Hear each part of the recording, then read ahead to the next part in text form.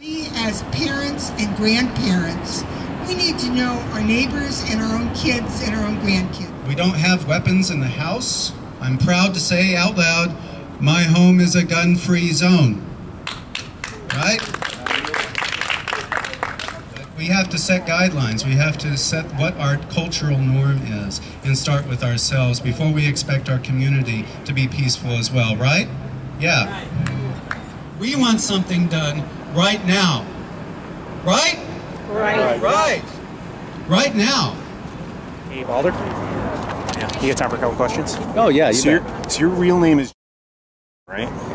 I don't want to comment on my real name. Okay. Yeah, it says a lot of that going out in the blogosphere or something. Is there a reason why you're, as a public speaker, you... I get threats. Oh, okay. I've had a number of threats of violence sent to me, so I protect my family with a pseudonym. Okay.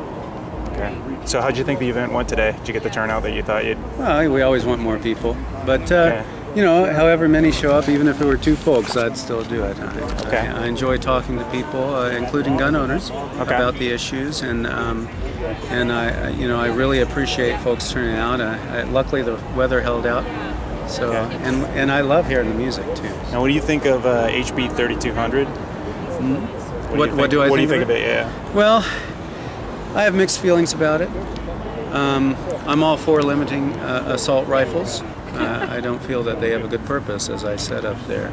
Now, if it's true that it was written to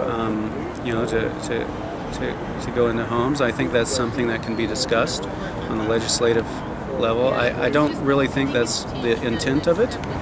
Some of the pro-gun folks have said, well, this is with the passage of this bill, they're going to come into your home and inspect it and take your gun away. Well, that's not the intent of it, I'm pretty sure. I didn't write the bill, I didn't have any say in it. But it's always the bad legislation, right? It's the unintended consequences, right? It's the secondary and the tertiary effects that you never intend when you write the bill, right? Well, that's what our legislators need to hash out, and I fully expect and encourage gun owners to have a voice in that legislation. Right. We need to hear from both sides of the issue. But at the same time, I don't feel there's a place for assault weapons. I don't feel that there's a need for them. They're just inviting catastrophe in my mind. Yeah, but it's pretty clear in the Constitution that, and in the Federalist Papers, that the Founding Fathers intended for the people to have the same capacity to defend themselves as the military and the police, both. It's pretty clear that that's the case. Well, that's sort of the insurrectionist interpretation of the Second Amendment, and I disagree. Article 3, Section 3, specifically spells out that the role of the militia, which is part of the Second Amendment language, the role of the militia is to protect the borders of their states against foreign incursion as well as insurrection. So the Constitution wasn't written so that people can rise up against their leaders and overthrow them. It was written to protect the people, right? And there's nothing in the Constitution that spells out just how deadly a weapon can be possessed by people. Going back to their technology, it didn't say the people may own cannons or no, whatever. I think Federalist Papers pretty much. I think it's 43. I'm not sure which one, but I'm not a Federalist Paper expert. The Federalist Papers aren't our Constitution. Mm-hmm. They're not the law of the land. They were written in part to build sympathy for the movement for the revolution.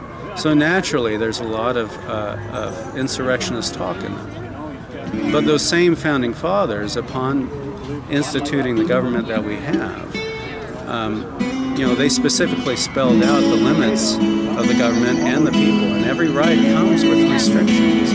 In the Heller and McDonald cases, the Supreme Justices spelled out some of those restrictions. They said the ownership of a gun does not mean any gun anywhere by anyone. Sorry, can I kill my audio?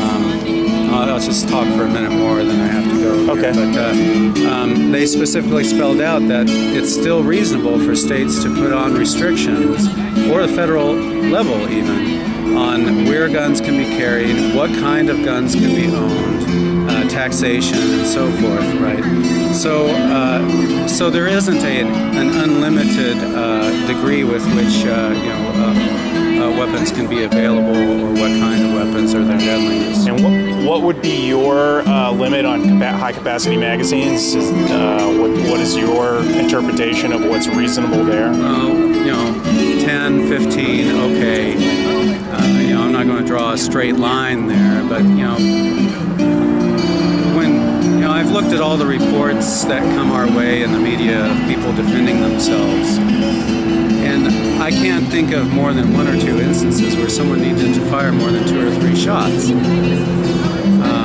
There have been a few, but there's no reason why you would need 30 rounds to do that. There's not a squad of people going to invade. I don't know. Yeah, you get 5 perps break down the door and come in your house. You're a single guy, one guy. When does that ever happen? I think it happens. I think I could look it up, and I think that happens. You have home invasions with gangs, that come into houses. Well, personally, I feel that's not a realistic expectation for what may happen.